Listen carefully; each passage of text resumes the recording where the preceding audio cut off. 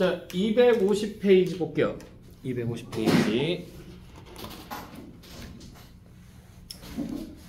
그래서 250페이지 보시게 되면 거기 김수영의 사령이라고 하는 작품이 나와 있고요. 그리고 최승호 씨의 아마존 수족관이라고 하는 작품 나와 있습니다. 그래서 아마존 수족관 같은 경우는 EBS 연계에서 제가 지금 한 3번째 정도 보는 것 같아요. 3번째 정도 보는 것 같고, 김수영의 사령 같은 경우는 얘는 수능에 이미 나왔어요. 됐나요? 나왔기 때문에 안 나올 가능성이 굉장히 높습니다. 됐나요? 아예 배제할 수는 없기 때문에, 그래서 일단은 해는 드리고요. 그리고 이제 박인로의 동락당 있죠? 동락당. 얘 같은 경우는 연계규제에서 한 번 나왔어요. 한 번 나왔는데 이 부분 말고 다른 부분이, 앞쪽 부분이 좀 나왔었습니다. 그래서 걔하고 얘하고 겹치는 부분이 위에 한 4줄인가 5줄인가 그거밖에 없어요. 그 정도만 딱 겹치고요.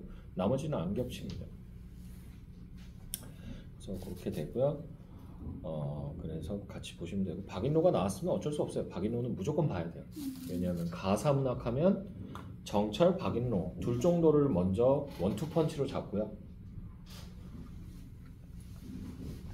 그 다음에 이제 다른 작가들을 좀 이렇게 쓰기 때문에 일단 무조건 해야 됩니다.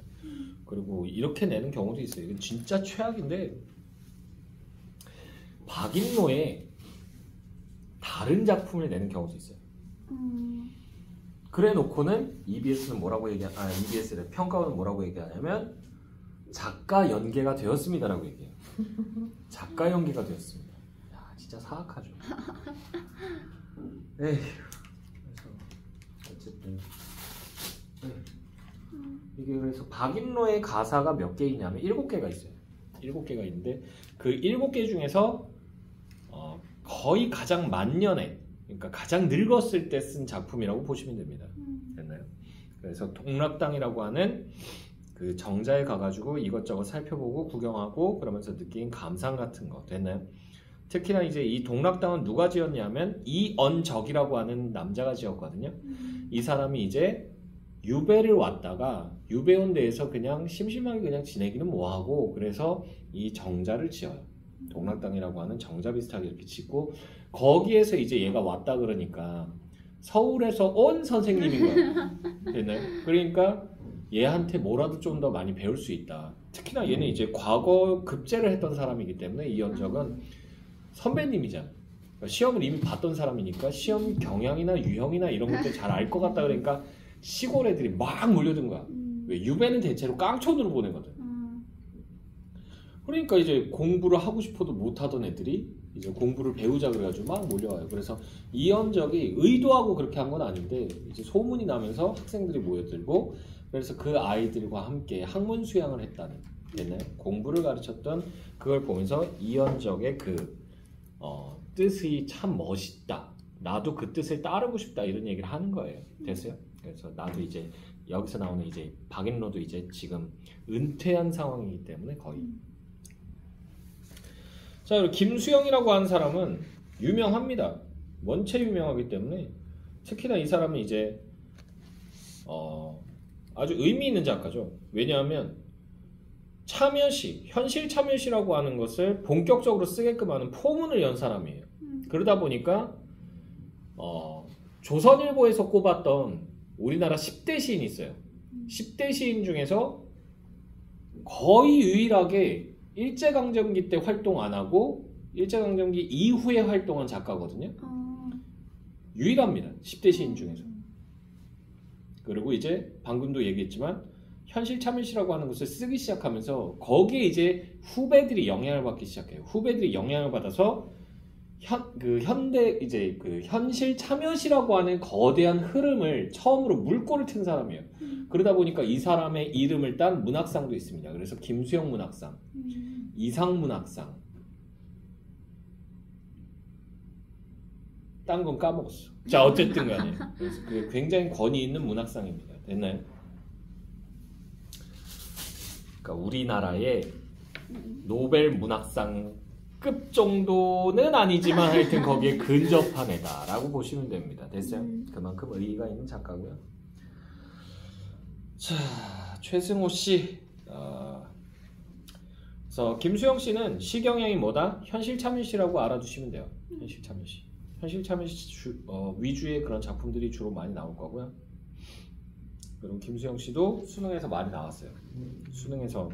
수능하고 수능 관련 모의고사 6, 9월 합치게 되면 한 5편 정도 나온 것 같아요. 5편.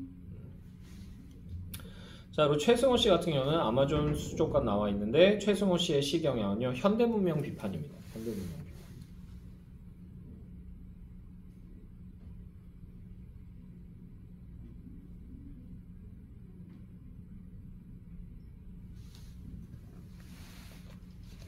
자, 그래서 여기서도 현대문명을 비판하는 모습을 보여줘요.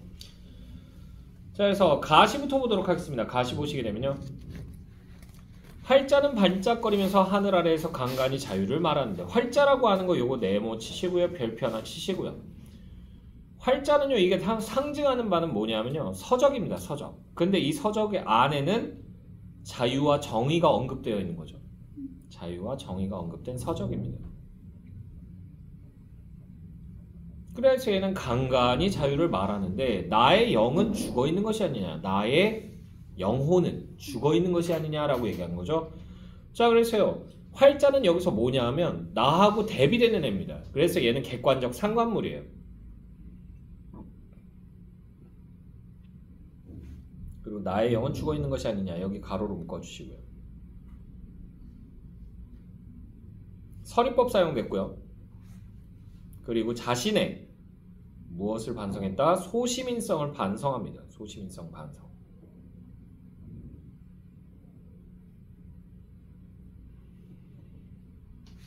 자, 벗이요. 벗이라고 하는 거 요거 네모 치시고요. 그대의 말을, 그대라고 하는 거 역시 네모 치시고요. 그래서 벗, 그대, 얘네 둘 다 동일한 것을 나타내는데 이게 뭐냐면 활자를 나타내요. 의인법 사용된 거죠. 벗이요. 그대의 말을 고개 숙이고 듣는 것이, 고개 숙이고라고 하는 거 여기 줄거고요.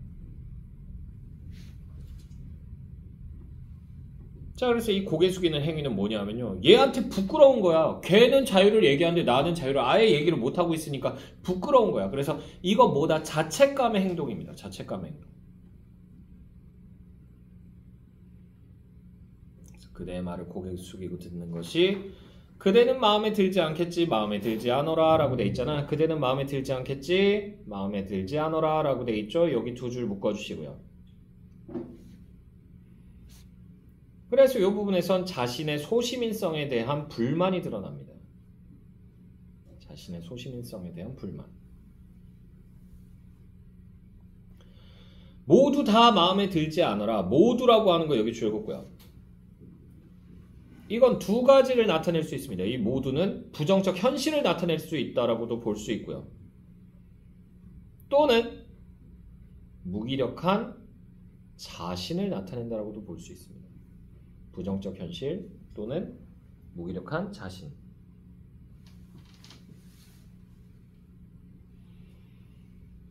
자, 그리고 모두 다 마음에 들지 않어라 뒤에서 슬래시로 끊어주시고 도치법 사용됐고요.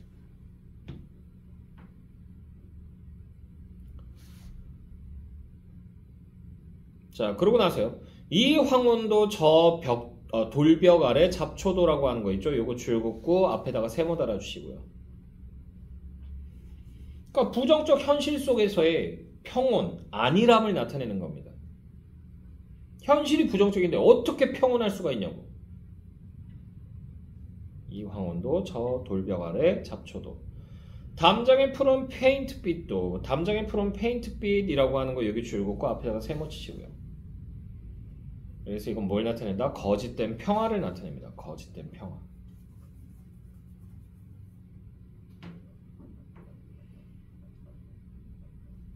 자, 그리고 저 고요함도 이 고요함도, 저 고요함도 이 고요함도라고 하는 거 여기 줄 긋고 앞에다가 역시 세모 달아주시고. 그래서 이 고요함이라고 하는 게 뭐냐면 부조리한 현실에 대한 침묵이에요. 부조리한 현실에 대한 침묵. 그러니까 비판을 안 하는 거야.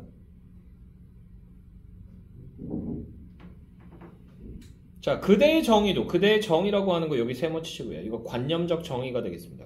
관념적 정의. 그대의 정의도 우리들의 섬세라고 하는 거 요거 세모 치시고요. 나약함입니다. 섬세도. 자, 행동이 죽음에서 나오는 이라고 하는 것도 역시 줄 긋고 앞에다가 세모 달아주시고요. 자, 행동이 죽음에서 나오는 이게 무슨 말이냐면 행동을 실천하지 않는 이라는 뜻이에요. 행동을 실천하지 않는.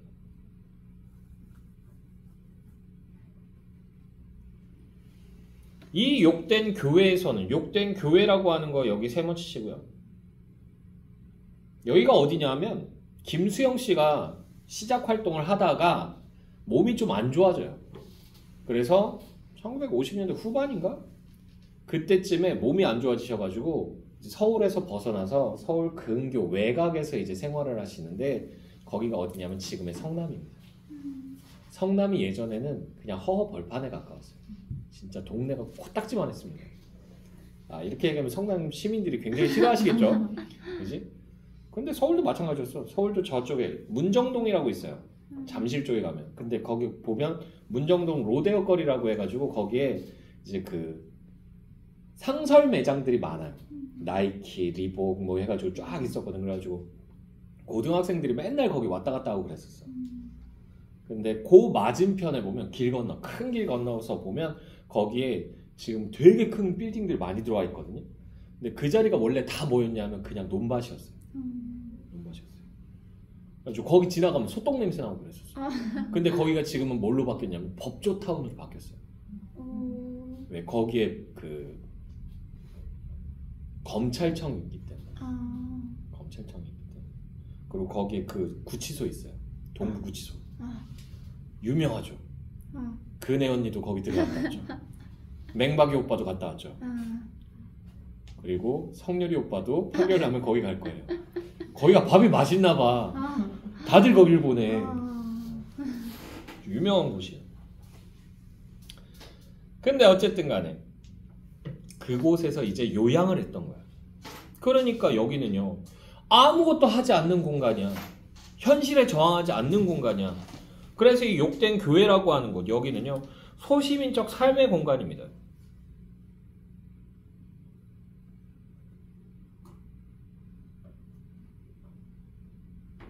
왜 그러냐면 반성도 하지 않고 안일하기 때문에 안일한 삶을 살기 때문에 그래요.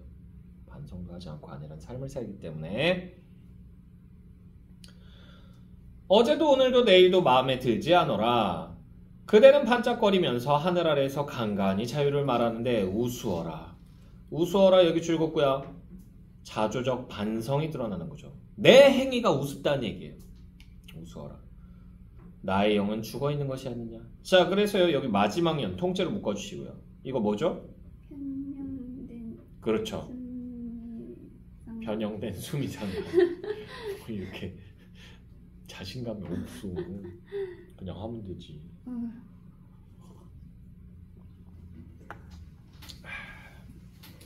자, 이렇게 되고요. 주제는요. 주제는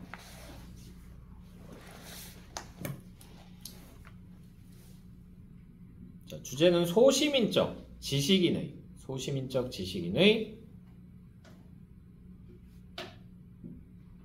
자기 반성입니다. 소시민적 지식인의 자기 반성. 자, 특징 볼게요. 특징. 첫 번째로 수미상관 나왔습니다. 수미상관. 주제 정서 부각하고요. 주제 정서 부각. 자, 두 번째로요.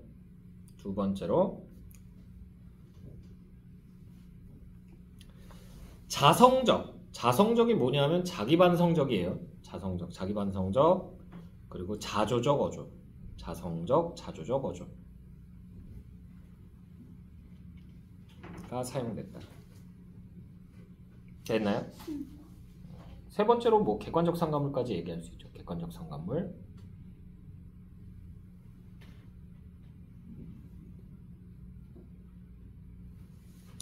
자, 나시 볼까요? 나시. 아마존 수족관집의 아마존 수족관집 여기 세모 치시고요. 여기는 어떠한 공간이에요? 물고기들을 가둬두는 공간이죠. 비생명성의 공간입니다. 비생명성의 공간. 생명성이 없는 공간이에요. 아마존 수족관집의 열대어들 여기 네모 치시고요. 이 열대어들은 갇혀있는 애들이잖아요. 생명력이 없어요. 생명력 X. 그래서 누구랑 똑같다? 현대인이랑. 현대인 상징하는 거예요. 현대인. 생명력 X, 현대인. 유리벽에 끼어 헤엄치는 여름밤. 여름밤이라고 하는 거 요거 세모 치시고요.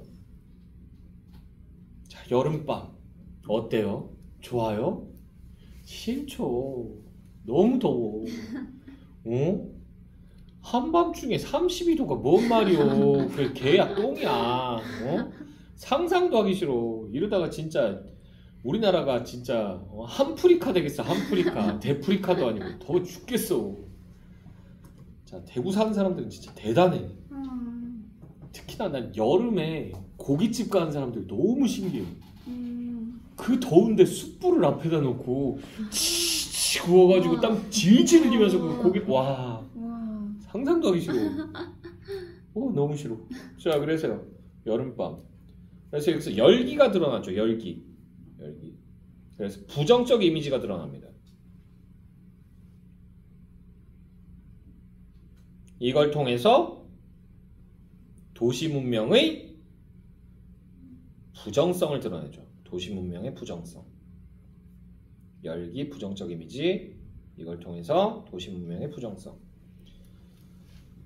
자, 여름밤. 세검정길. 세검정. 가깝죠. 어디요? 세검정. 여기서 이렇게 해가지고 꺾어서 이렇게 올라가잖아. 경복궁역 있는 데서 꺾어서 이렇게 올라가면 쭉 가면 자암은 터널 나오거든요. 거기 지나서 쭉 직진하시면 상명대가 나옵니다. 상명대 있는 그 앞에 보면 상명대로 가는 길, 그리고 양옆으로 길이 있어요. 이쪽으로 가면 신촌, 이쪽으로 가면 저쪽 위쪽. 거기가 이제 세검정 삼거리예요. 됐나요? 됐어? 거기에요. 상명대 앞쪽 길. 됐어? 세검정길. 장어구이집 창문에서 연기가 나고, 장어구이집 창문에서 연기가 나고, 여기 줄 긋고 앞에다가 세모 달아주시고요. 자, 시각적 이미지를 통해서요. 시각을 통해서 생명의 소각이 드러나죠. 생명의 소각.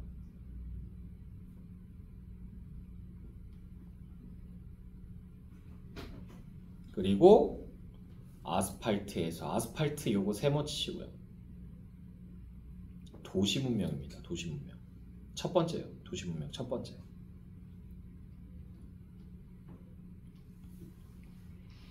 고무 탄내가 난다. 고무 탄내가 난다. 여기 줄 긋고요. 고무 탄내 맞기 좋은가요? 아니죠. 매캐합니다. 간혹가다 버스 오는 거 기다리면서 이렇게 있잖아. 그러면 버스가 이렇게 딱 도착을 했을 때 브레이크 밟았을 때 그 냄새가 확 날 때가 있어요. 그 브레이크 패드 녹는 냄새거든요. 그게 그 고무 탄내예요. 좀 매캐해요. 뭐라고 말로 할 수가 없어요. 그래서 여기서는 후각을 통해서요. 도시의 불쾌함을 환기시킵니다. 도시의 불쾌함, 환기. 후각을 통해서 도시의 불쾌함, 환기. 고무 탄내가 난다.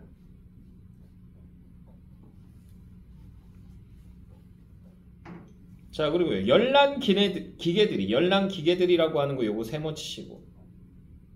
도시 문명 두 번째입니다. 도시 문명 두 번째고요. 길을 끓이면서 역시 줄 긋고. 이거 촉각이죠.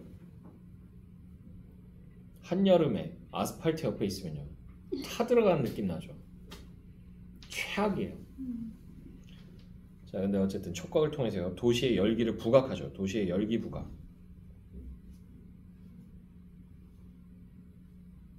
자, 그래서 여기 세 줄 묶어볼게요. 장어구이집 창문에서 연기가 나고 아스팔트에서 고무 탄내가 난다. 열난 기계들이 기를 끓이면서라고 하는 부분 여기 세 줄 묶어주시고요. 부정적 이미지를 형성하죠. 부정적 이미지 형성. 질주하는 여름밤. 자, 상품들은 여기서부터 가로 열자. 상품들은 덩굴져 자라나며 색색의 종이꽃 일단 줄 그어두시고요. 피우고 있고 여기까지 해서 가로 닫아주시고요. 자, 가로로 묶은 부분 이거 무슨 법 사용됐다? 활유법 사용됐습니다. 활유법. 근데 이게 무슨 말이냐면 이 색색의 종이꽃 이게 뭐냐면요 화려한 포장이에요. 화려한 포장. 간혹가다 어떤 거 사면요 박스 이만해요. 와우. 그런 다음에 열어.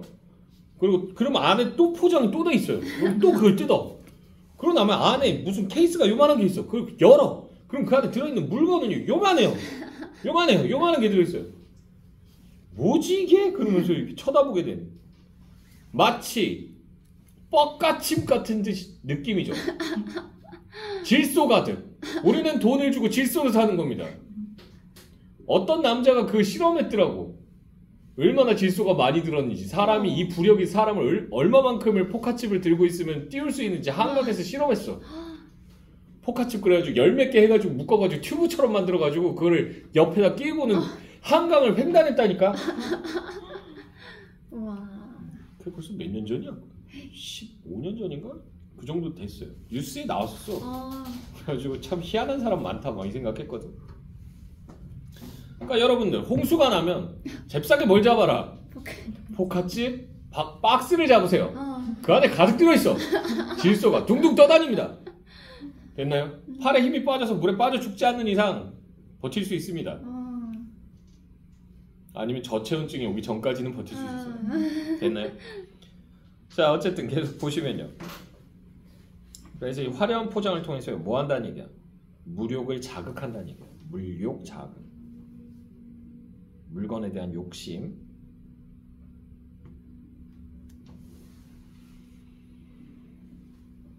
자, 철근은 밀림, 간판은 열대지만 여기 가로로 묶어주시고요. 이미지를 연상한 거예요. 철근은 밀림, 이게 뭐예요? 빼곡한 건물들을 얘기합니다. 이걸 통해서 이제 우거진 우림지대를 떠올린 거고요. 그리고 간판은 열대지만 간판의 열기를 통해서 열대기후를 연상시킨 거예요. 됐어? 됐어? 계속 보시면요. 아마존강 여기 동그라미 치시고요. 생명이 넘치는 공간이죠. 넘치다 못해 그냥 아주 그냥 뭐 폭발하는 공간이죠. 됐나요? 자, 그래서 생명이 넘치는 공간이고요. 아마존강은 여기서 아드키머러 여기 줄거고요. 거리감이죠. 열대어들은 수족관 속에서 목마르다. 여기 대가로로 묶어주시고요. 무슨 법? 역설법이죠. 이걸 통해서 뭘 강조한 거야? 생명 결핍 현상을 강조한 겁니다. 생명 결핍 현상 강조.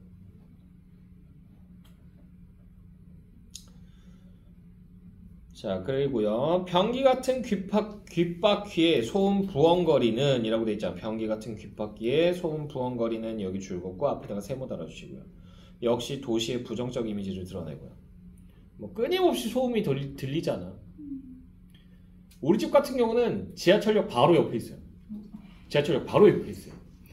역세권 그냥 여기에요.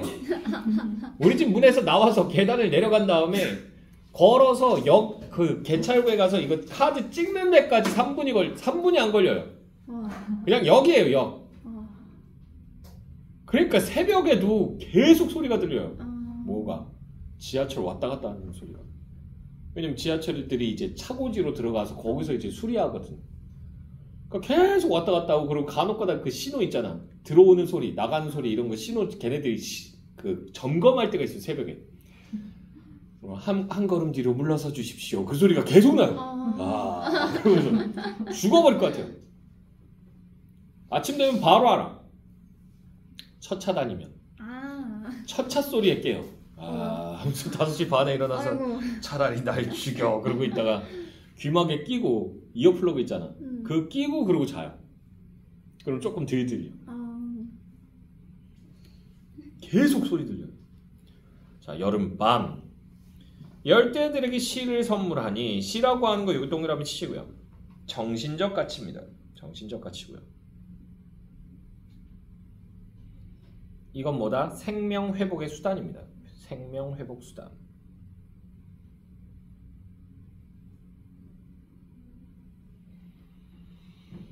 자, 그러고 나서요. 노란 달이 아마존 강물 속에 향기롭게 출렁이고라고 돼 있죠? 자, 이 부분 가로로 묶어주시고요. 이거 뭐 사용됐어?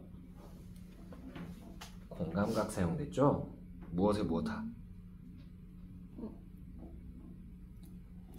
시각에 후각합니다. 향기롭게라고 했습니다.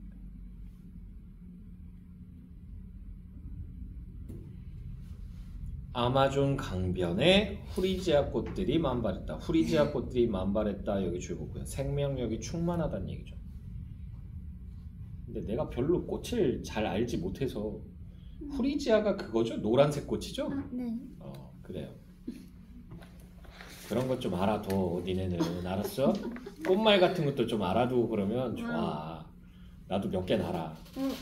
몇 개 알아. 백합 뭘까요? 순수? 순수 맞아요. 안개는요? 안개꽃은? 안개꽃은 뭘 나타낼까요? 죽음? 그러면 안개꽃 선물해주면 죽으란 얘기야? 죽어! 그러면서 주는 거야? 안개꽃은 영원을 상징합니다. 자, 그러면 빨간 장미는요? 사람? 정열적인 사람이에요. 그냥 사람이 아니에요. 정열적 사람. 핑크색 장미는요? 핑크색 장미는? 안정열적인 사람. 귀여운 사람. 에? 어떤 사람? 귀여운 사람. 됐나요? 노란 장미는요? 우정? 우정? 노란 장미. 찍어봐. 검색하지 말고. 이별입니다. 네? 어째서? 그래서 장미꽃 선물할 때 조심하셔야 돼요. 빨간색 장미하고 안개꽃하고 해서 주면 난 널 영원히 정열적으로 사랑할 거야 라는 뜻이래요. 근데 노란색 장미하고 안개꽃을 껴서 아무 생각 없이 딱 주면 이거 뭐다? 난 너랑 영원히 이별할 거야 이런 뜻이래요. 됐나요? 선생님 뭐라고? 정열적이고 귀엽게 사랑하지만 언젠간 이별하겠지 영원히 뭐 이런 뜻이야? 네. 그래서 그런 거 알아두시면 좋습니다. 자, 그래서요. 후리지아 꽃들이 만발했다. 생명력이 충만했고요. 자, 그래서 여기 마지막 그 두 줄 있죠? 묶어주시고요. 그래서 생명력 회복을 소망한 겁니다. 생명력 회복 소망. 옛날에는 이런 거 많이 알았는데 지금 다 까먹었어. 장가 갔으니까 써먹을 데가 없어. 네. 그냥 그래요. 네. 더 이상 얘기하면 죽임을 당할 것 같아요. 집에 가서 목을 이렇게 그을 것 같아. 나 자고 있으면 우리 와이프 와서 이렇게 죽어 푸스 하면서 죽으라 푸스 하면서 닥치라. 자, 어쨌든 자, 주제는요. 주제는 도시 문명에 대한 비판과 생명력 회복 소망.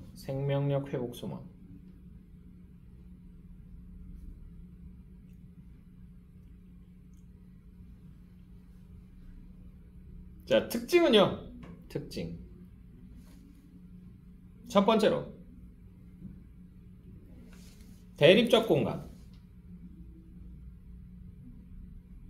감각적 이미지로 제시합니다. 감각적 이미지로 제시.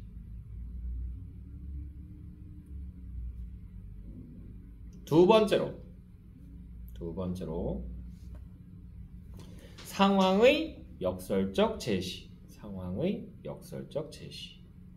읽어낼 수 있습니다. 됐나요? 자, 이제 동락당을 가보도록 하죠. 통 났다. 진짜. 길던데. 어. 전문 다 하려면 꽤 시간 잡히던데. 아, 관동별곡보단 짧아요. 아하. 관동별곡보단 짧아요. 근데 이제 한 2페이지 반? 3페이지? 잠깐만. 연주가 약 6시간 남았어. 4페이지 반 정도 되나?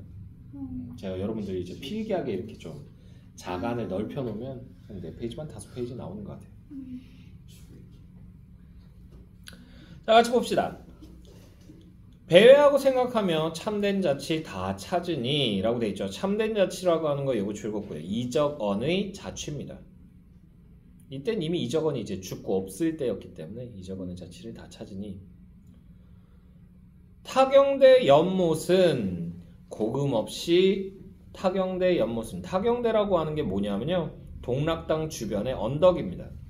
동락당 주변의 언덕 연못은 고금없이 말담하는 어지러운 속세, 속세는 당연히 뭐 세모 치면 되겠죠. 속세에 사람들이 다투니 이리 맑은 연못에 가끔 씻을 줄 근위 알리라고 돼 있죠. 가끔 씻을 줄 여기 줄 긋고요. 이거 뭐죠? 관습적 표현입니다. 관습적 표현.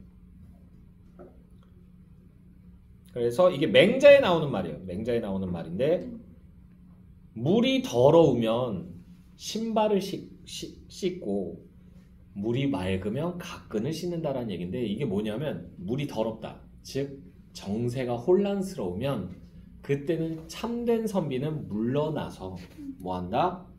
자기 수양에 힘을 쓰고 가끈을 씻는다. 이건 뭐냐면 물이 맑으면 가끈을 씻는다.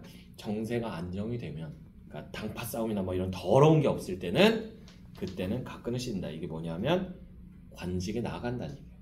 그래서 선정을 베푼다는 뜻입니다. 됐나요? 그래서 관직에 나아간다는 뜻이에요. 가끔 씻는다. 그 뉘알리 여기 줄겁고요. 서리법입니다.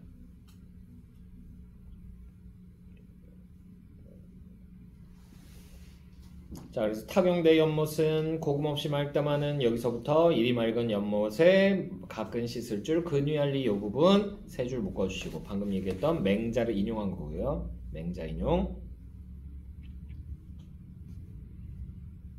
이걸 통해서 자연과 인간을 대비합니다. 그죠? 자연은 맑은데 인간은 혼탁해요. 그래서 현실을 한탄하는 겁니다. 현실을 한탄하는 거고요.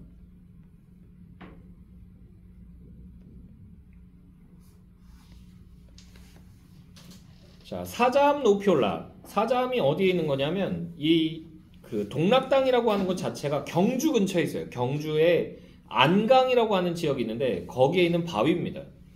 그래서 사자암 높이 올라 도덕산을 바라보니 도덕산 역시 안강에 있는 산이에요.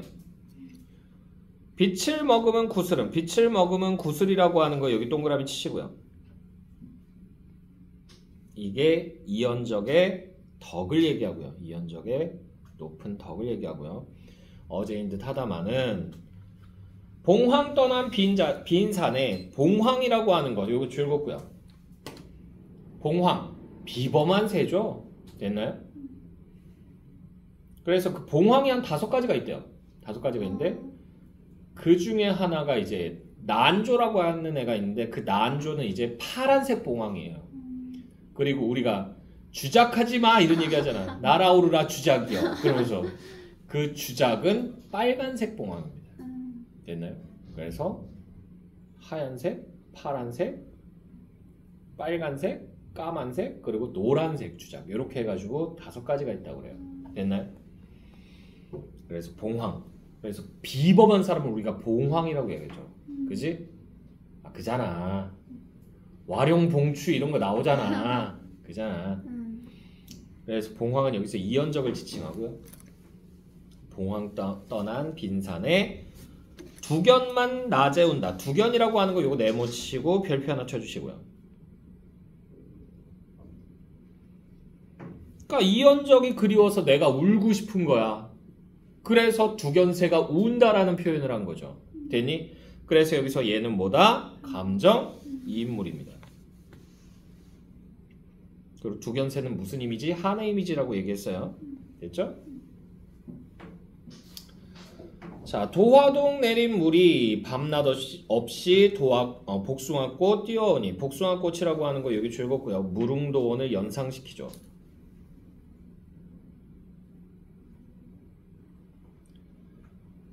자, 그래서 천태인가 무릉인가? 천태는요 중국에 있는 명산입니다. 천태산이라고 해서 명산이에요. 경치가 아주 아름답대요. 자, 무릉인가? 무릉도원 얘기하죠. 이상향이죠. 이 땅이 어디인가? 신선자취 아득하니 어디인지 모르겠네 라고 돼 있죠. 자, 그래서 천태인가 무릉인가? 이 땅이 어디인가? 신선자취 아득하니 어디인지 모르겠네. 여기 두 줄 묶어주시고요. 풍경을 예찬하고 있는 겁니다. 이 동락당 근처의 풍경을 예찬했고요. 자, 어질지도 않은 몸이라고 하는 거 여기 즐겁고요. 자신을 지칭하는 말이고요. 이거 겸손 표현이에요. 자신 지칭, 겸손 표현. 어질지도 않은 몸이 무슨 이치 알까마는 산이 좋아 갈 길이 있고 기암에 다시 기대. 기이하게 생긴 바위에 다시 기대. 원근의 내와, 내라고 하는 게 이제 뭐냐면 시냇물입니다. 원근에 멀리 있고 가까이 있는 시내와 들판 경치를 살펴보니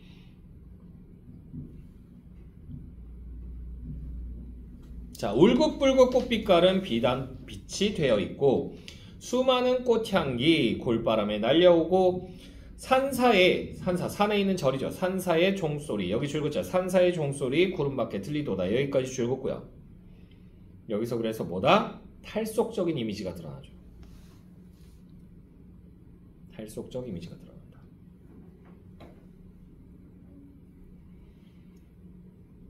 그래서 여기 세 줄 묶어볼게요. 울긋불긋 꽃빛깔은 비단빛이 되어 있고 수많은 꽃향기 골바람에 날아오고 산사의 종소리 구름밖에 들리도다 라고 하는 부분 여기 세 줄 묶어주시고요. 자, 그래서 여기서는요 시각, 후각, 촉각, 청각을 통해서요 시, 후, 촉, 청 풍경 묘사합니다.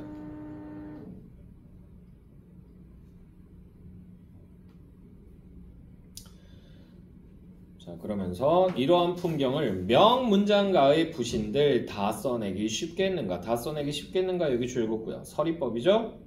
풍경 예찬한 겁니다.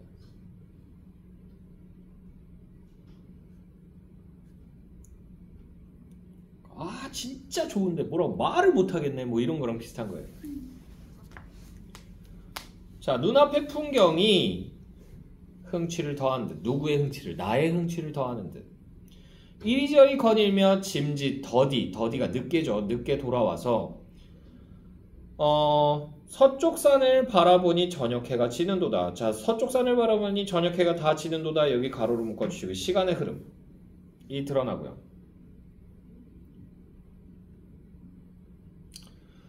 자, 동락당 다시 올라 좌우를 살펴보니 선생의 풍채를 친히 만나 뵈는 듯 이라고 돼 있죠. 여기 두 줄 묶어주시고 이연적을 추모하는 겁니다.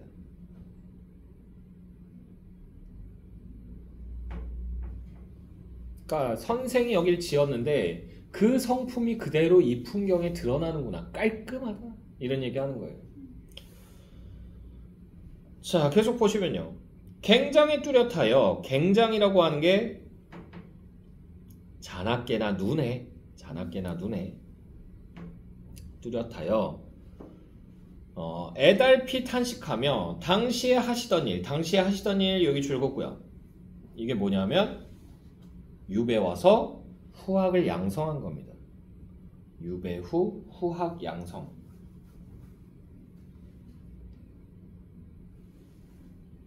됐죠? 자, 당시에 하시던 일 다시금 생각하니 밝은 창가 책상에서 세상 근심 잊으신 채 여기 줄긋고요. 탈속적 경지죠.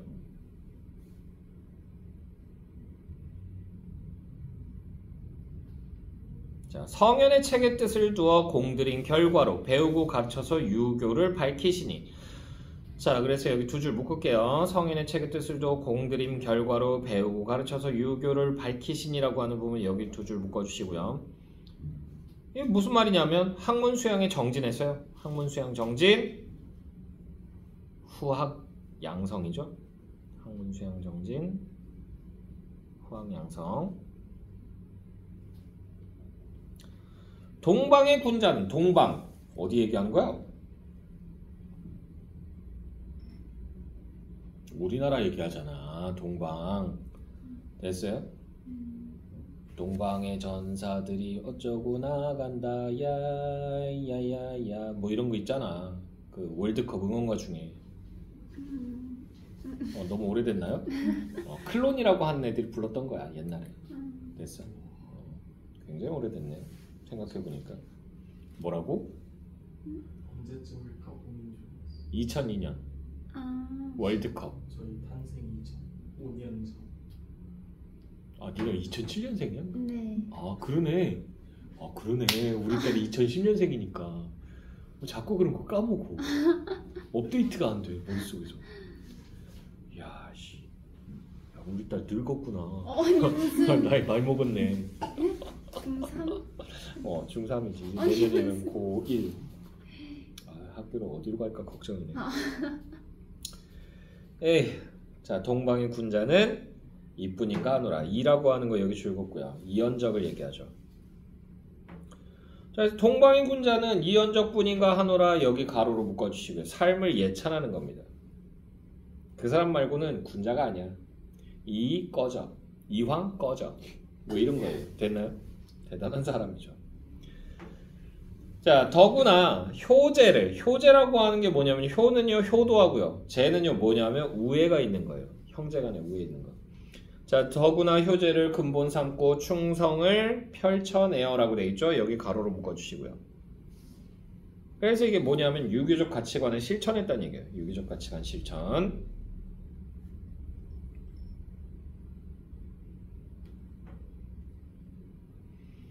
자, 조정에 나아가 직설의 몸이 돼요. 직설이라고 하는 거 요거 동그라미 치시고요.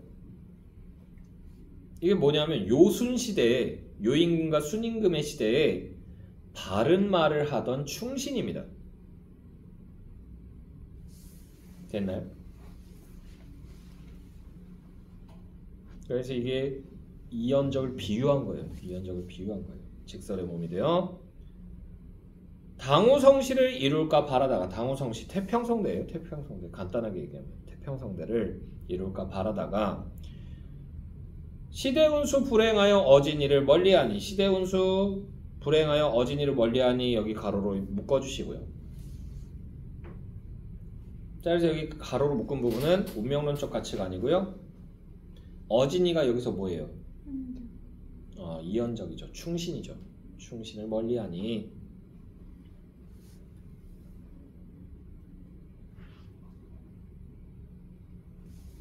자, 듣고 보는 사람들 심상궁곡인들이라고 되어 있죠. 듣고 보는 사람들 심상궁곡 여기 가로로 묶어주시고요. 그러니까 이연적이 유배가는 것을 보고 들은 사람들하고요. 그리고 깊은 산속에서 사는 사람들마저도 라는 얘기예요. 즉 무슨 뜻이다? 세상의 모두가 라는 뜻이에요. 세상의 모두가. 세상의 모두가 뉘 아니 슬퍼하리. 아니 슬퍼하리 여기 줄긋고요. 서리법이고요. 안타까움이 드러나죠. 안타까움. 그래서 이렇게 올바른 선비가 왜 유배를 갔어야 하느냐 이런 생각하는 거고요.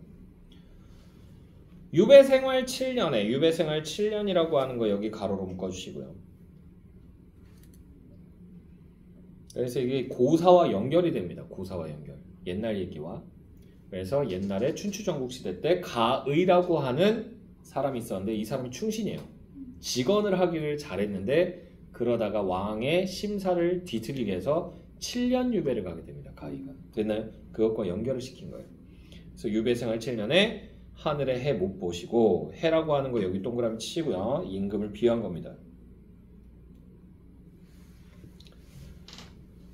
무은 닦고 성찰하여 도덕만 닦으시니 사불승정이라. 사불승정 사필귀정과 똑같은 말입니다. 사필귀정이라 공론이 절로 이뤘. 공론이라고 하는 거 여기 줄었고요. 그래서 이게 이연적을 존경하는 마음이란 뜻이에요. 이연적을 존경하는 마음이 절로 이뤄 사람마다 도덕을 숭상할 줄 알아서 유배지 사람들 여기 줄거고요. 그러니까 동락당 주변 사람들이죠. 동락당 주변에 사는 사람들. 동락당 주변에 사는 사람들도 받은 교화 다 못 잊어 라고 되어 있죠. 교화라고 하는 거 여기서 줄거고요. 교화. 교화는 이게 뭐다? 이언적의 가르침이에요. 이언적의 가르침을 다 못 잊어. 자, 궁벽한 시골 땅에, 그러니까 여기 안강이 여기가 이제 그 뭐예요? 유배지였기 때문에 궁벽한 시골 땅에 사당을 세웠으니, 사당이라고 하는 거 여기 줄거고요. 이언적을 기리는 사당입니다. 여기는 옥산서원이라고 하는 곳이에요. 됐나요? 옥산서원이라고 하는 곳이고요. 사당을 세웠으니 선비들의 추앙은 더욱 일러 무엇하리. 더 얘기해서 뭐 하겠느냐라는 얘기죠. 더욱 일러 무엇하리 여기 줄거고요. 서리법이죠.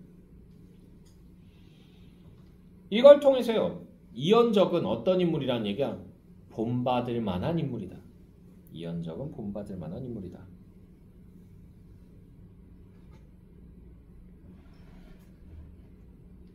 됐나요? 너무나 훌륭한 인품을 가지신 분이라서 그분 돌아가시고 나서 알아서 지들이 돈 모아서 서원을 다 지었네, 사당을 다 지었네, 이런 얘기하는 거예요. 됐나요? 왜냐면 예전에는 서원에서 모두 했었기 때문에 공자나 맹자한테 제사를 지내는 것도 같이 했었기 때문에. 됐나요? 자, 주제는요. 주제는 이언적의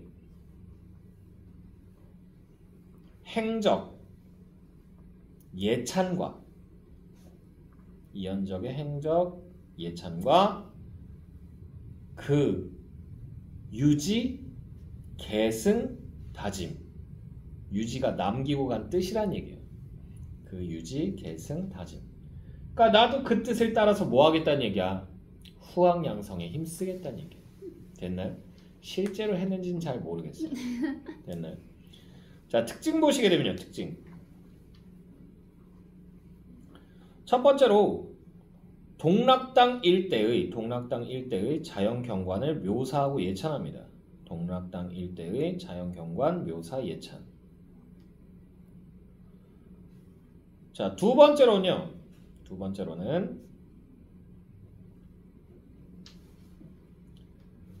자, 이언적의 도덕적 학문적 경지를요. 도덕적 학문적 경지 성현에 빗댑니다. 성현에 빗댐. 그래서 이 생략된 부분에 보면 안자라든가 뭐 이런 사람들이 나오는데 안자가 누구냐면 안자! 이게 아니고 뭐냐면 그 공자의 수제자였던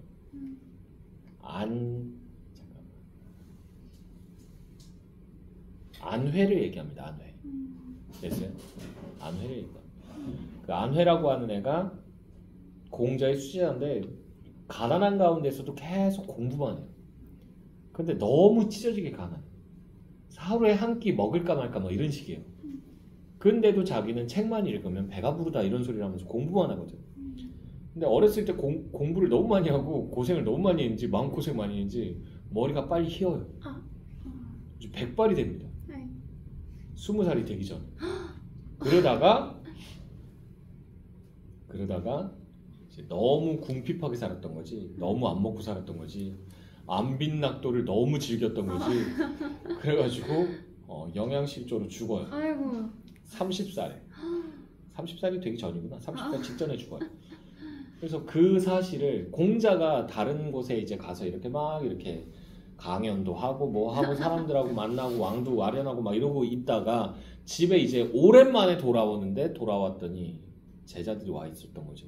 무슨 일로 왔느냐 그랬더니 선생님 안자가 죽었습니다 라고 얘기한 거지. 그 말을 듣고는 수레에서 공자가 뛰어내려요. 그때 공자 나이가 70세예요. 뛰어내려서는 맨발로 뛰어갑니다.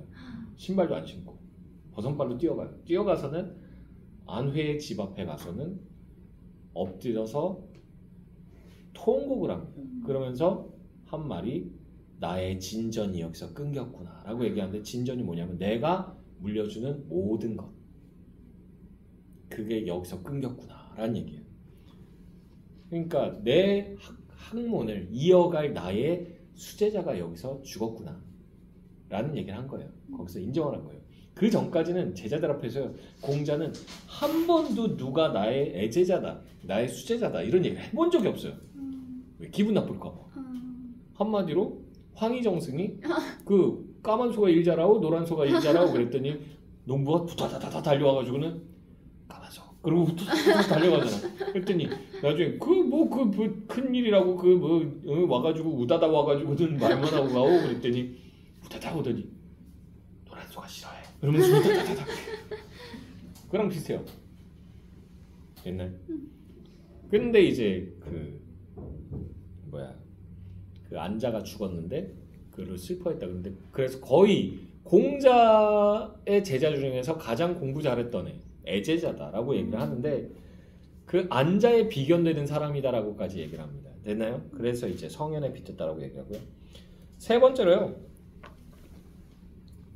마지막 부분에서 이제 우리가 어차피 볼 건데 이 안자에 미쳤나봐. 이연적의 그 뜻을 유지를 계승할 것을 다른 선비들한테도 이제 권유하는 그런 내용이 나와요. 그래서 유지, 계승, 권유. 유지, 계승, 권유. 그래서 이게 교훈적 메시지를 주고요. 네 번째는 중국고사 많이 나오고요. 중국고사 인용하고요. 다섯 번째로는 감정이입. 이런 것들이 나온다. 됐나요? 됐죠? 어휴, 가사, 이놈의 가사. 죽겠구만.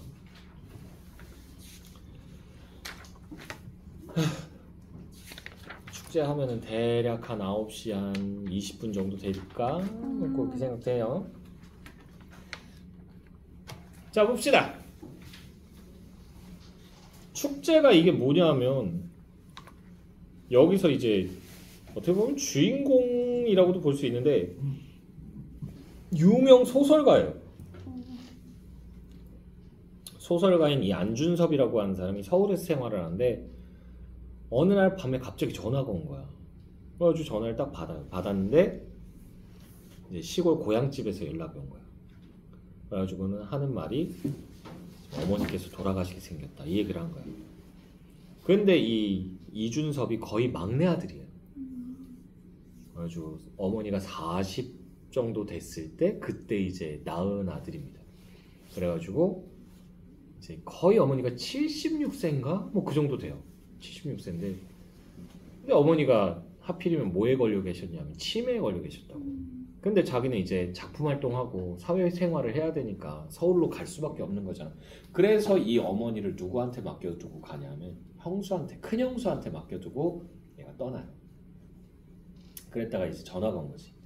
그래가지고 얘가 급하게 이제 딸하고 아내를 깨워서 준비를 해서는 차를 끌고 내려가요. 근데 이게 배경이 1980 아니구나. 배경은 1980년대 후반 정도 돼요. 시골에서 지내는 그 장래 의식이 그대로 다 드러나거든요.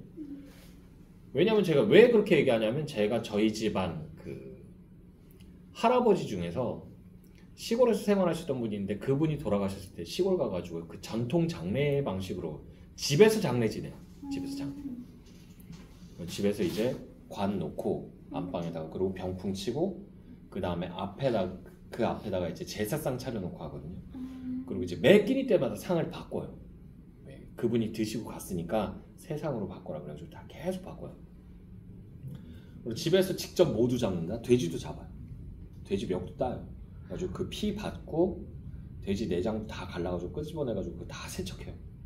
고무수 딱 꽂아가지고 물 탁 틀잖아. 그러면 이게 꼭 잡고 있으면 쭉 하면서 이게 이 휘어져 있던 장이 쫙 펴져요. 그러면서 이제 하면서 밖으로 그 안에 있던 내용물 다 나오고 그러면 쫙쫙 훑어요.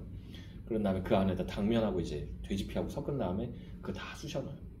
그런 다음에 그 삶아요. 그런 다음에 손님들 오면 그거 썰고 이제 돼지 이제 고기 같이 썰어가지고 이제 대접하고 막 그런 거 하거든요. 그분 돌아가셨을 때 제가 그걸 했는데 그때가 제가 초등학교 2학년? 그때쯤입니다.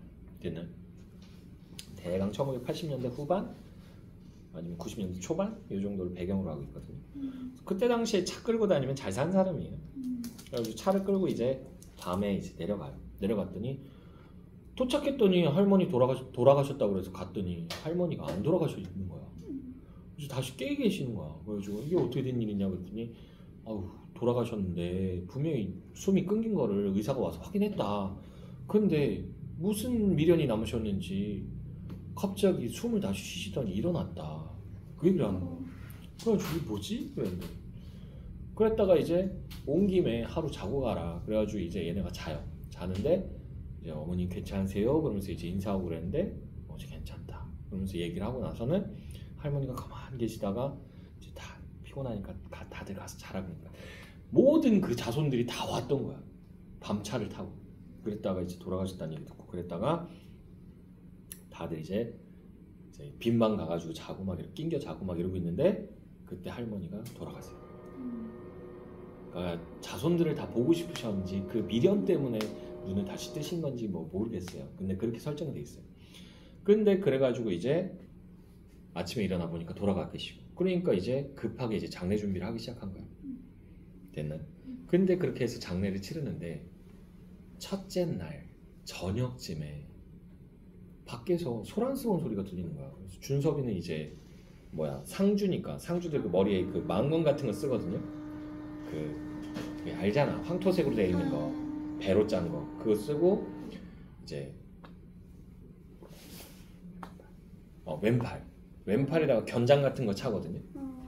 그래가지고 이 줄에 따라서 이게 그 상주하는 바가 달라요. 2줄인가 3줄이 그 상주예요, 상주. 그리고 한 줄이 이제 사위예요, 한 줄. 됐나요? 그렇게 제가 알고 있는데 아주 얘가 무슨 일인가 해서 이렇게 띡 나가 보니까 아 내가 왜 못 올 때 왔어! 그러면서 막 소리 지르고 여기가 어디라고 니년이 와! 그러면서 막 싸우고 막 이런 소리가 나는 거야. 봤더니 가출했던 조카 용순이가 온 거야.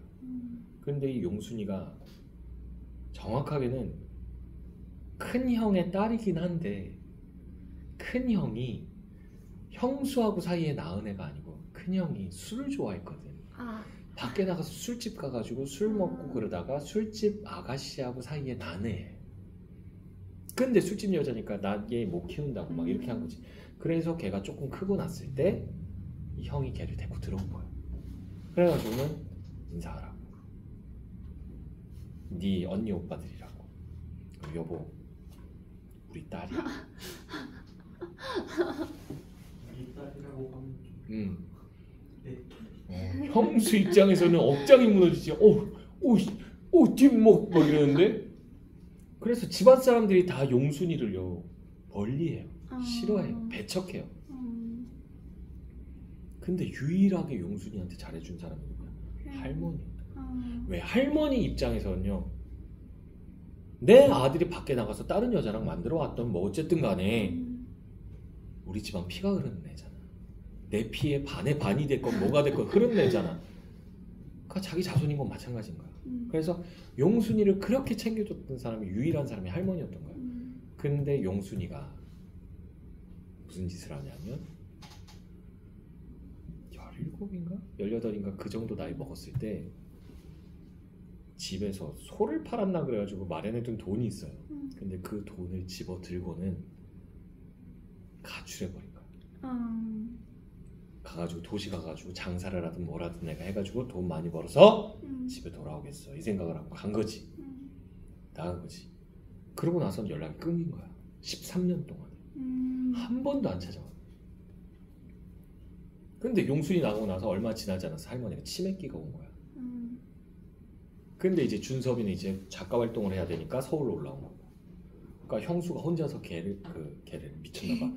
할머니를 다 돌봤던 거야. 근데 용순이가 이제 할머니 돌아가셨다는 소식을 들은 거야. 어떻게 들었어? 저 와가지고 막 난리를 치는데 내가 뭐를 때려! 그러면서 막 난리를 치는데 아니 상갓집 가려면 솔직하게 옷을 어떻게 입어야 돼? 최소한 단정하게 입어야 돼요.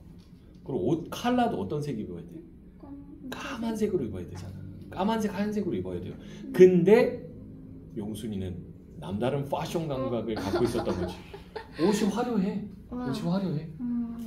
약간 반짝이 같은 것도 들어가 있고요. 와. 웃도리가.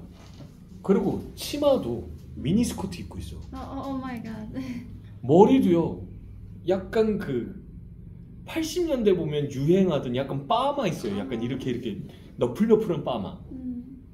그 팝 가수들이 많이 부르는 그 하는. 나중에 찾아봐. 신디 로퍼 뭐 이런 여자 찾아봐. 그럼 나와. 뽀글뽀글 파마 있어요. 근데 그 파마를 그때 당시에 누가 많이 했었냐면 술집 여자들이 많이 했었고. 스타킹도 남달라요. 그냥 스타킹이 아니야. 망사. 그거 하고 뾰족구도 심고 입술 빨갛게 하고 여기 점 있고 전형적인 술집 여자의 모습인 거지. 내가 못 할 때 아니야 그러는데 네가 여기가 어디라고 그러면서 난리가 나는데 준섭이 돌아가신 분 앞에서 그렇게 소란 떨지 말자 들어온 거라. 그래가지고 이렇게 드려요. 근데 와가지고 이제 용순이가 할머니 앞에서 엎드려가지고 막 우는 거지. 할머니 그러면서 막 울고 그러는데 그러다가 이제 한쪽으로 이제 얘가 가서 이제 구석택에다 자리를 마련해줘요. 그래도 자손이니까. 근데 남들 보기 부끄러운 자손이니까 구석택에다 보낸 거야. 근데 그러고는 이제 상을 치르는데 정신이 없죠. 솔직히 갑자기 아침에 돌아가셨으니까. 맞잖아. 아니 자고 일어났는데 갑자기 돌아가셨어. 그러니까 막 정신없이 준비하고 그러니까 다들 막 미칠 것 같은 거야. 시골에선 장례 지나면요 뭐 하냐면 일단 가장 먼저 치는 게 뭐냐면 천막을 쳐요. 여러분들이 운동회 때 천막 같은 거 안 쳤죠? 저희 땐 쳤었어요. 이렇게 해서 나무 막대 같은 거 이렇게 해가지고 그 위에다 하얀 천 같은 거 이렇게 덧대가지고 양쪽 끝에다가 끈 같은 거 달아가지고 그 바닥에다가 이제 말뚝 박아가지고 이렇게 치거든요. 그런 거 치고 그 밑에다가 이제 멍석 까는 거야. 돗자리. 그럼 거기에다가 이제 준비를 하는 거야. 세팅을 하는 거야. 상 같은 거 옆집이나 뭐 이런 데서 다 빌려와가지고 쫙 깔아놔요. 그런 다음에 손님들 오면은 이제 조문하고 나서 오면 거기다가 이제 음식 드리고 이제 술 같은 거 필요하다고 그러시면 술 드리고 막 이러는 거야. 됐나요? 근데 이제 지금이야 빈소가 따로 있잖아. 조문객들이 앉아서 이제 음식 먹고 가는 곳이 있잖아. 근데 옛날엔 그런 게 없었기 때문에 마루에서 해야 되는데 비가 오거나 그러면 손님들이 다 젖잖아. 그리고 햇빛 내리고 막 이러면 쨍쨍하면 막 이렇게 막 덥잖아. 그러니까 그런 거 다 치고 막 그런 거 준비를 하다 보니까 정신이 없는 거예요. 그리고 돌아가시면 뭐 해야 돼요? 염해야 되죠. 그죠? 그럼 장의사를 불러야 돼. 그리고 관도 짜야 돼요. 관이 딱 세팅되어 있는 관들이 없어요. 사이즈를 딱 맞춰가지고 보람상조처럼 이런 데처럼 가시는 게 편안하게 그렇게 이렇게 걔네들은 사이즈별로 있대요. 그러니까 돌아가시면 그거 가지고 그냥 오는 거야. 그런 다음에 이제 치수 잰 다음에 그거 가져와가지고 거기다 그냥 넣고 이제 준비하는 거야. 근데 그 관도 짜야 되지. 장의사한테 연락하고 염도하고 정신없지. 그리고 장례를 치러보시면 아는데 장례 치러보신 분 여기서 있어? 완전 애기 때. 완전 애기 때? 그럼 기억 잘 안 나겠네? 거의 이게 대체로 3일장 지내거든요. 첫날, 둘째 날, 셋째 날 딱 이제 뭐 하냐면 발인해요. 발인이 뭐냐면 관 들고 나가는 거야. 근데 시골에서는 원래 5일장에서 7일장 정도를 지내요. 왜 그러냐면 옛날에는 길이 먼 길이니까 오는데 시간이 걸리니까 그러던 것이 7일장에서 5일장으로 줄고 교통편이 발달하면서 이제 3일장으로 줄어요. 됐나요? 근데 여기서도 이제 교통편이 꽤 발달되어 있는 시대이기 때문에 3일장으로 줄어 있어. 대체로 손님들은요 첫째 날 그렇게 많이 안 와요. 그냥 소식을 받는 것 뿐이야. 연락을 받는 것 뿐이야. 그러면 이제 둘째 날 저녁이 이제 미어 터져요 사람. 그러니까 준섭이 입장에서는 손님들 맞이 다 하고 인사하고 그러고 나선 또 이제 빈소를 이제 찾는 손님들 조문객이 별로 없으면 그때는 이제 돌아다니면서 인사드린다 자리마다. 그리고 다시 돌아가서 자리 지키고. 그러니까 정신이 하나도 없어요. 됐나요? 근데 그 상황에서 이제 용순이가 있는데 가족들은 가족들대로 자기 배척하고 그걸 자기가 사랑했던 할머니는 돌아가셔서 속상하고 그러니까 얘가 속상한 마음에 뭐 한 거야? 혼자서 구석택에 앉아가지고 계속 술만 따라서 먹은 거야. 그러다 보니까 술이 취한 거지. 술 취했는데 술 취하고는 자기가 할머니를 위해서 사드리고 싶었던 음식들이 있었던 거야. 그걸 사가지고 온 거야. 그래가지고 얘가 술 취해가지고 와가지고는 제사상 위에다가 이걸 올리는 거지. 뭐를? 양과자를. 양과자가 뭐냐면 케이크. 아. 비스킷, 빵 이런 것들. 음. 왜 시골에서는 그런 거 잘 못 먹거든. 그러니까 그런 걸 올리면서 아유 이거 드세요 그러면서 막 올리는 거지. 저 미친 거 아니야? 그 장면이 여기 나오는 거고. 그러고 있다가 영순이가 이제 물러나가지고 이러고 있어요. 이러고 있다가 이제 술을 또 호작호작 하는데 시골에서는요 어떻게 하냐면 지금도 간간히 해요. 그 고인이 가시는 길 마지막 길을 됐나요? 너무 조용하면 조용히 보내면 좀 뭐라고 해야 되나 좀 너무 외롭고 쓸쓸하잖아. 그러니까 그렇지 않게 좀 벅적지근 시끌벅적지근하게 이렇게 보낸다고. 됐니? 그래서 그렇게 하려고 많이들 뭘 하냐면 화투를 갖다 줘요. 그러면 이제 밤새서 이제 화투 치는 거야. 근데 화투 치는 사람들 중에서는 몇몇 사람은 누구냐면 그 발인할 때 관 들고 나오는 사람들. 밤새서. 근데 밤새 가만히 앉으면 심심하고 졸리잖아. 그렇다고 좀 있으면 발인할 건데 그 옆에서 망자 주무시는데 같이 옆에서 주무실 수는 없잖아. 그러니까 이제 화투 치고 노는 거야. 가시는 길 외롭지 않게. 근데 그게 이제 누구 입장에서 용순이 입장에서 배기가 싫은 거지. 나도 어렸을 때 그거 이해 안 됐어요. 도대체 왜 남이 죽었는데 뭐 좋다고 와가지고는 여기서 노름이나 하고 자빠졌고 말이야. 그러면서. 근데 그런 의미가 있는 거야. 그래가지고 화투 치고 막 이렇게 하고 있는데 그걸 보고는 용순이가 와가지고 이씨 우리 할머니 돌아가셨는데 니네 이렇게 좋아! 그러면서 그 자리에서 화투판 막 엎어버리고 아이고. 시비 붙고 아주 그거 다 말리고 수습하고 또 그럼 그 다음날이 됩니다. 이제 발인할 때가 됐죠. 그래서 이제 장지로 모셔요. 옛날에는 시골에서는 죽으면 이분 돌아가시면 어디다가 묻을 걸 써야 해가지고 예정지를 다 마련해놔. 미리. 할머니는 아마도 누구 옆에 모셔지겠어. 할아버지 옆에 모셔지겠죠. 그래서 그 장지를 이제 인부들을 시켜서 땅을 파괴시켜요. 땅을 파놔요 미리. 그런 다음에 이제 상여에 실어요. 그쪽 지역에선 거의 전통 혼례를 미칩니다. 전통 장례기 때문에 상여에다 싣는 장면도 나와요. 그래서 상여에다 싣고 이 가마꾼들이 이제 그걸 들어요. 그 밤에 남아가지고 화투 치던 사람들이에요. 이 상여 무게 무거워요. 저도 그 관 들고 나가본 적이 있거든요. 저희 교수님, 사모님 돌아가셨을 때 저도 그 발인할 때 관 들고 이제 나가본 적이 있는데 물론 좀 좋은 나무를 쓰고 해서 무겁기도 한데 그거 말고도 망자가 되면요 사람이 몸에 힘이 완전히 축 빠지기 때문에 축 처지면요 사람 진짜 무거워. 진짜 무거워. 그거 들고 나가는데 분명히 저희 그 선생님 사모님이 덩치가 되게 작으셨거든. 키가 되게 작으세요. 그리고 올망졸망 하시고 이렇게 마르시고 그랬는데도 성인 남자 8명이서 들었어요. 그거를. 무거워서. 되는. 근데 상여에다 실으면요 진짜 무거워요. 그러니까 상여꾼이 한 10명 달려들어가지고 이거 메고 간다고. 그러면 이제 앞서가면서 그 위패 같은 거, 그분을 모시는 위패 같은 거를 상주가 들고 걸어가요. 요새는 위패 안 쓰죠. 뭐 써요? 사진. 맞잖아. 장례식장 가봤잖아. 가봤어 안 가봤어?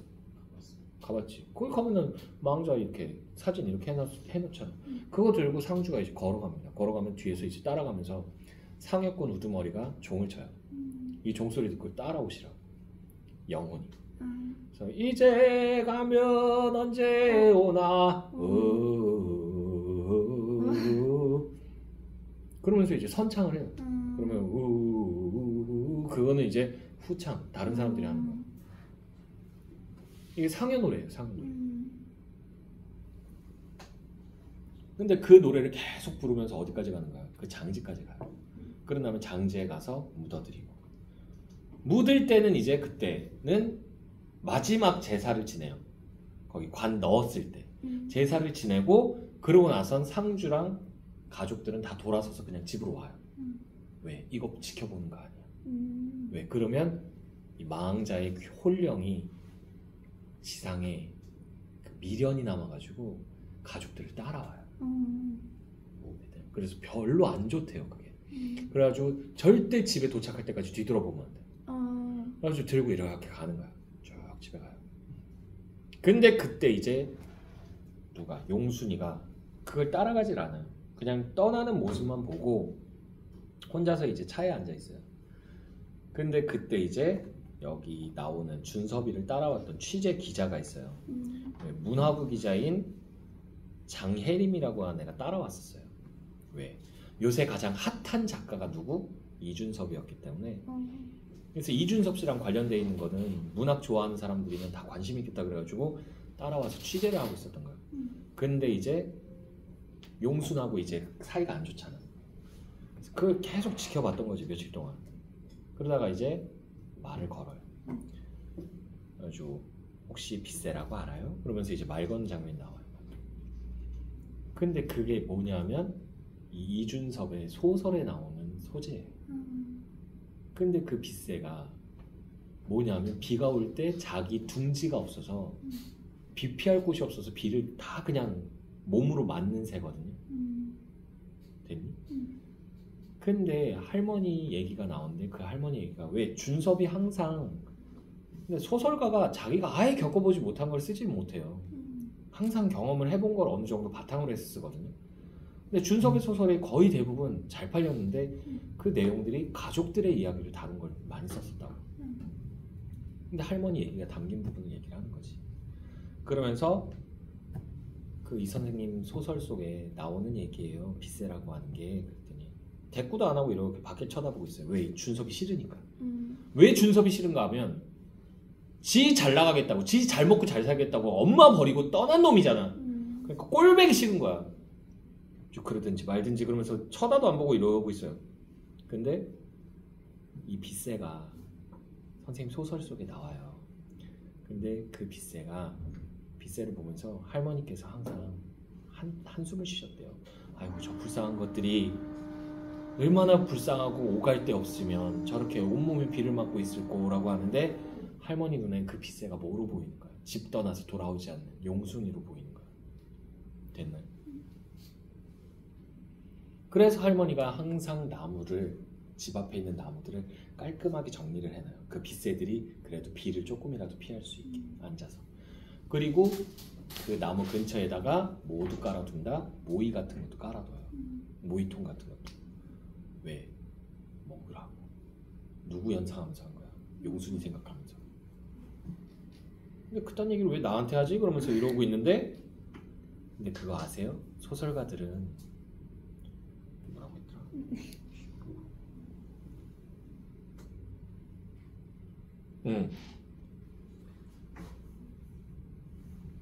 하지만 치매를 앓는 할머니로서는 너무나 깊은 생각인 것 같아요. 소설가는 소설 속의 인물을 통해서 자기 생각을 드러낸대요. 그러니까 할머니의 이야기를 누가 쓴 거야? 준섭이가 쓴 거잖아. 그러니까 준섭이도 역시 누굴 걱정하고 있었던 거야? 용순이를 걱정하고 있었던 거야. 그래서 이걸 소설화시켜서 써야 되겠다 이 생각을 했던 거야. 그래서 이 책 한번 읽어보세요 그러면서 이렇게 내놓는 거야. 그래서 그 책을 이렇게 띡 쳐다보고는 읽으면서 이제 용순이가 누구에 대한 마음을 알게 되는 거야. 준섭과 할머니의 자신에 대한 사랑을 알게 돼요. 그래서는 뭐 한다? 그래서는 애가 그걸 알고 나서는 눈물을 주르륵 흘려요. 그러고는 이제 마지막으로 옛날에는 그렇게 했었어요. 시골에서는 마지막으로 이제 장례 지내고 나면 가족들이 다 같이 모여가지고 단체 사진 같은 걸 찍었었어요. 예전에는. 근데 용순이 혼자 빠져있잖아. 그러니까 이렇게 했더니 용순아 이리 오랴. 그러니까 용순이도 이제 다가와요. 쭈뼛쭈뼛하면서 빨리 와. 왜 와. 불러가지고 같이 세워놓고는 같이 사진을 찍어요. 그러면서 이제 온 가족이 완벽하게 화합을 이루게 되죠. 그래서 할머니가 돌아가셨는데 제목이 축제인 이유가 그거예요. 할머니의 죽음을 통해서 가족의 화합을 이룬다. 됐나요? 자 봅시다. 어이구야 시간 많이 지났네. 빨리 해야 되겠네. 자 유명 작가인 이준섭은 여기서부터 가로 열자. 유명 작가인 이준섭은 치매를 앓았던 노모가 돌아가시자 장례를 치르기 위해 아내 지연, 딸 은지와 함께 고향집으로 온다. 여기까지 해서 가로 달아주시고요. 자 등장인물하고요. 귀향 이유가 제시가 됩니다. 등장인물 귀향 이유 제시. 문학잡지 기자인 장혜림도 취재차 동행한다. 고향집에 가족들이 모두 모이고 13년 전에 여기서부터 가로를 져 13년 전에 돈을 훔쳐 가출했던 준섭의 이복 조카 용순도 나타난다. 여기까지 해서 가로 닫아주시고요. 이게 뭐예요? 갈등의 시작입니다. 자, 용순은 자신을 사랑해주던 할머니의 죽음을 슬퍼하며 삼촌 준섭이 여기서부터 가로를 자 삼촌 준섭이 할머니를 직접 모시지 않은 것에 대해 분개한다. 왜 분개한 거야? 아, 왜 분개한 거가 아니구나. 이게 반감의 이유입니다. 반감의 이유입니다. 됐죠? 자, 그러고 나서 씬 넘버 142라고 돼 있죠. 마당, 밤입니다.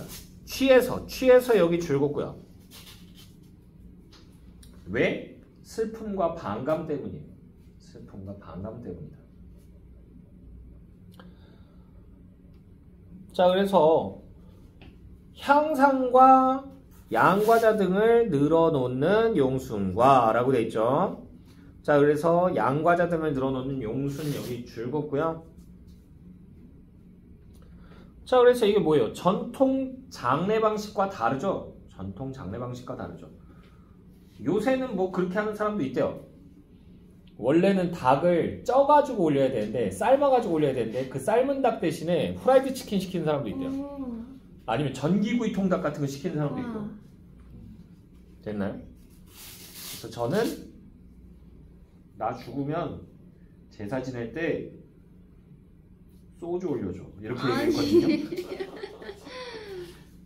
죽고 나서 실컷 먹게! 그러면서 얘기했는데 우리 와이프한테 맞아 죽을 뻔했어요.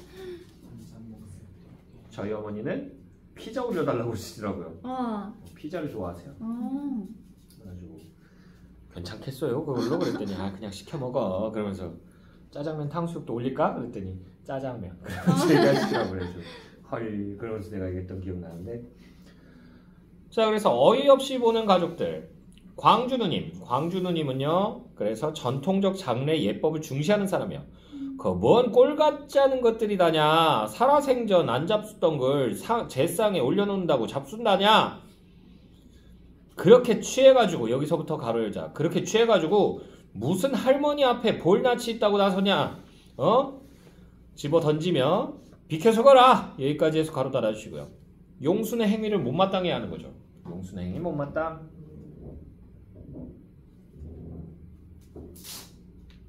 됐나요? 자, 그랬더니 술병을 따려다. 왜요? 내가 술집 여자 딸년이라 술집 여자 딸년 여기 줄굼고요. 출생 배경이죠. 그러는 거예요. 그러는 댁내들이라고 하는 거 여기 줄굼고요. 반감이 반영된 호칭입니다. 반감이 반영된 호칭. 자, 그래서요. 그러는 댁내들은 뭐 그리 잘났어요? 삼촌소설에 여기서부터 가로 열자. 삼촌소설에 좋게 써져 있으니까 정말로 그렇게 잘 살았다고 착각하는 거 아니에요? 여기까지 해서 가로 닫아주시고요. 그래서 여기서 알 수 있는 거 두 가지가 첫 번째로는요. 준섭은 주위 사람들을 소재로 소설을 창작했습니다. 주위 사람들 소재 소설 창작. 됐나요? 됐죠? 자, 그리고요. 흥 웃기지들 마세요. 잘난 삼촌 때문에 잘난 삼촌 여기 줄굼고요. 반어법이죠. 지방 광고는 잘 됐는지 모르지만 내가 보기엔 여기서부터 가로 열자. 내가 보기엔 할머니 제대로 모신 사람은 하나도 없어요. 여기까지 해서 가로 닫아주고요. 이게 가족들을 비난하는 이유예요. 가족들 비난이요. 그러니 내가 내 잔 드리는 거 막지 말아요. 그러니까 제사상에 지금 술 한 잔 올리려고 하는 거지. 됐나요? 정말 너무하네. 큰일 치르느라고 참아 넘기려고 했더니 정말 못 듣겠어. 이 지연은 누구냐 하면 준섭의 아내입니다. 용순이 혼자 할머니 생각했어? 할머니 가장 힘들 때, 여기서부터 가로 열자. 할머니 가장 힘들 때 용순이는 어디 있었어? 잘했건 못했건 여기 있는 사람 모두는 할머니와 함께 견뎠어. 정작 용순이는 할머니께 받기만 했지 해드린 게 뭐 있어? 그리워만 하고 이렇게 철없이 투정만 하는 게 할머니 모시는 거야? 여기까지 해서 가로 닫아주시고요. 그러니까 용순의 행동을 지적하면서 반박하는 겁니다. 용순의 행동을 지적하면서 반박. 그러니까 13년 동안 코빼기 한 번 안 비춰놓고는 네가 뭔 할 말이 있냐 이 얘기하는 거죠. 자, 그러고 나서 중략되고 나서요. 씬 넘버 143 동화입니다. 동화 여기 줄거고요. 그래서 이 동화는요. 현실의 갈등 장면과 대비됩니다. 현실의 갈등 장면과 대비. 되게 평화로워 보여요, 장면이. 그래서 분유를 타고 있는 지연, 여기서부터 가로 열자. 분유를 타고 있는 지연, 준섭이 할머니를 돌려 누이자 우유를 먹이는 지연. 여기까지 해서 가로 닫아주시고요. 그러니까 이 분유를 타는 게 딸내미 먹이려고 한 게 아니고 누구 먹이려고 한 거야? 할머니 먹이려고 한 거예요. 왜냐면 할머니가 치매가 왔거든. 치매가 오면서 뭐 한 거예요? 퇴행이 일어납니다. 치매 걸리면 퇴행이 일어나요. 자기가 가장 행복했던 때로 돌아가 버려요. 그래서 이 할머니는 아기 때가 가장 행복했던 거예요. 됐나요? 자, I 나레이션. 내레이션이죠, 내레이션. 자, 그래서 내레이션 여기 줄거고요. 은지의 시선으로 할머니의 죽음을 해석합니다. 은지의 시선으로 할머니의 죽음 해석.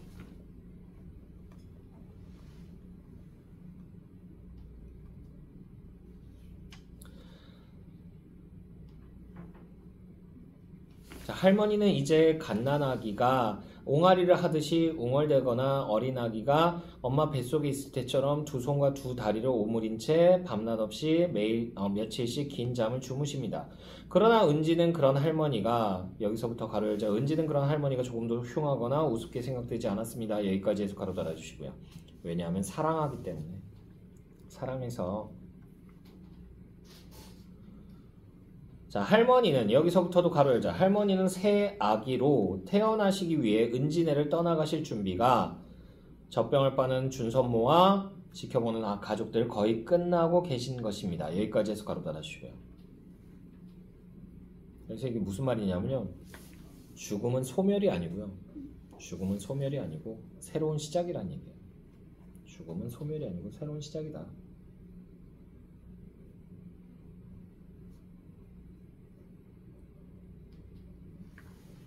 자, 은지는 여기서부터 가로 열자. 은지는 지금의 할머니와 영영 헤어져야 하는 것이 점점 섭섭하고 싫어졌습니다. 할머니가 새 아기로 태어나지 말고 그냥 이대로 은지와 함께 사셨으면 싶었습니다. 여기까지 해서 가로 닫아주시고요. 이게 뭐야? 할머니에 대한 애정입니다. 할머니에 대한 애정.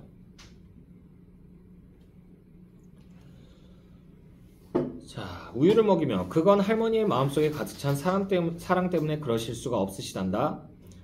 사람은 누구나 나이를 먹으면 지혜가 쌓이는 건 은지도 이제 알고 있지. 그런데 그 지혜가 가득 차면, 여기서부터 가로 열자, 그 지혜가 가득 차면 마음속에서 삭아서 다른 사람에게로 흘러 넘치고 싶은 사랑이 된단다. 여기까지 해서 가로 닫아주시고요. 이게 뭔 말이요? 지혜의 완성은 사랑이라는 얘기죠. 지혜의 완성은 사랑이다. 할머니께서 다른 사람에게 베푸신 좋은 일들도 다 그 사랑 때문이고, 이 다른 사람은요, 진짜 다른 사람, 타인일 수도 있지만 가족들을 얘기한다고 보는 게 맞아요. 자, 젖병을 빠는 준선모.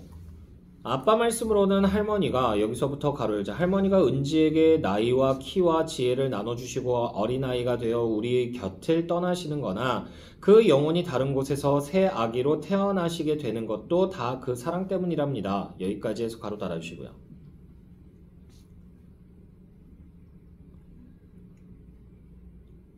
그래서요, 이게 무슨 말이냐면 자손들을 위한 희생적 사랑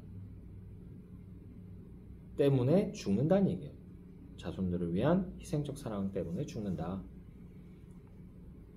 그래서 가로 열고요. 죽음은요. 가로 열고 죽음은 사랑과 삶에 전달하는 거죠. 사랑과 삶을 전달한다. 사랑과 삶을 전달함. 죽음은 사랑과 삶을 전달함. 됐나요? 야, 10분 안에 이거 못 끝내는데. 아 진짜. 아 진짜. 우와. 아 진짜. 짜증나.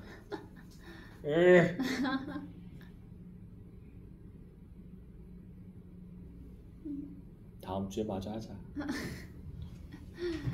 아, 나 이 책을 이걸. 오늘 여기까지 할게요. 세상에. 마법소사.